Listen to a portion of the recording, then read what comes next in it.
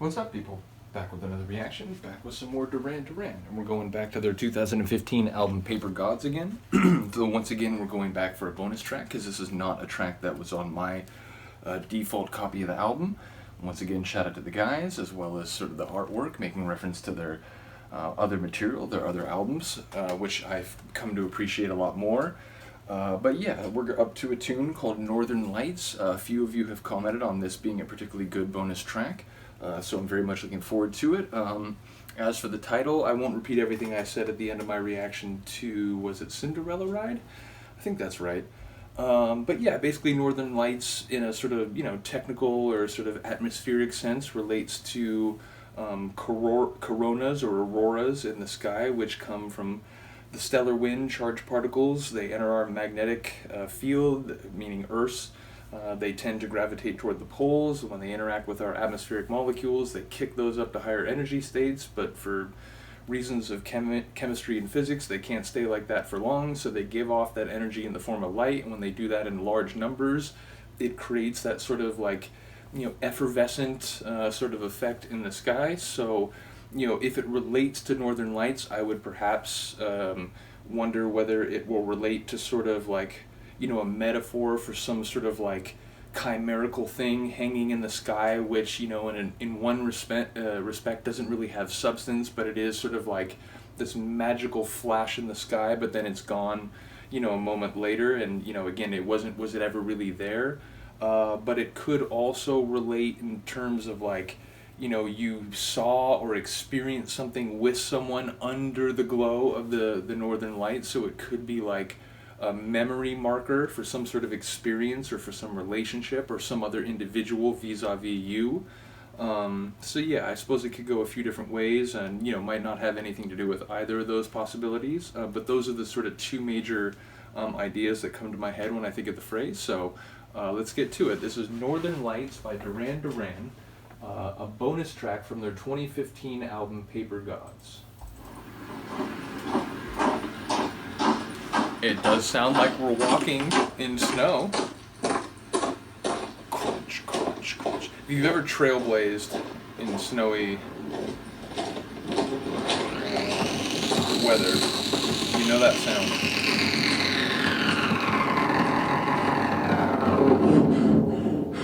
Oh shit. Panicked, hurried breathing. Deep bass. Oof. Probably redlining there.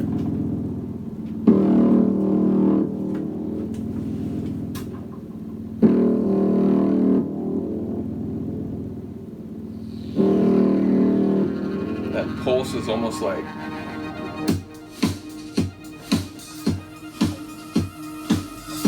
almost like an icebreaker boat,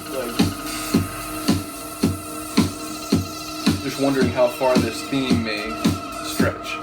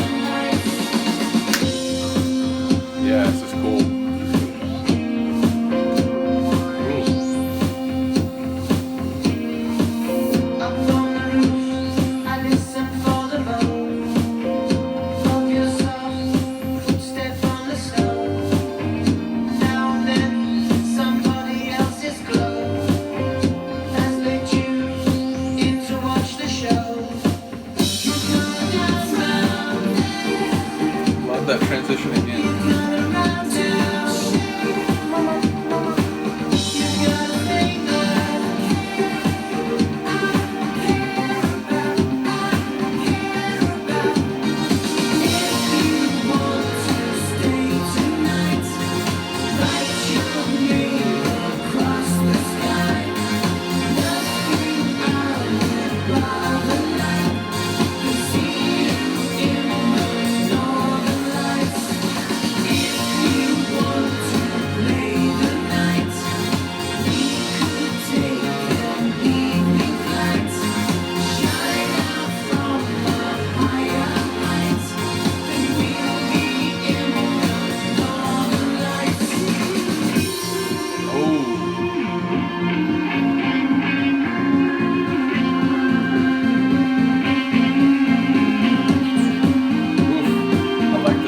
rising feeling, and the kick drum coming in there.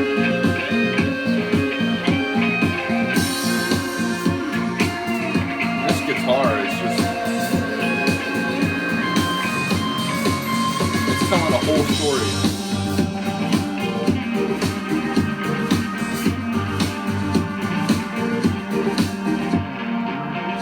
The percussion there is like almost has a bit of a reggae feel to it.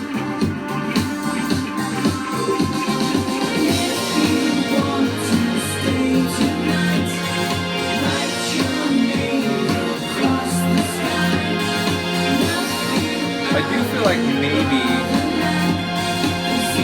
there's a little bit to that, like Northern Lights as metaphor for like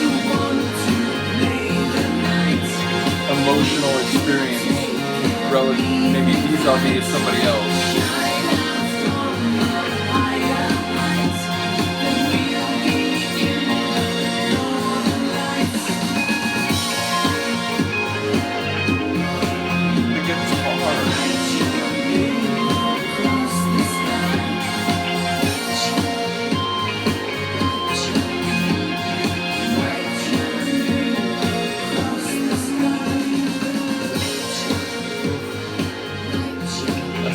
Really cool tune.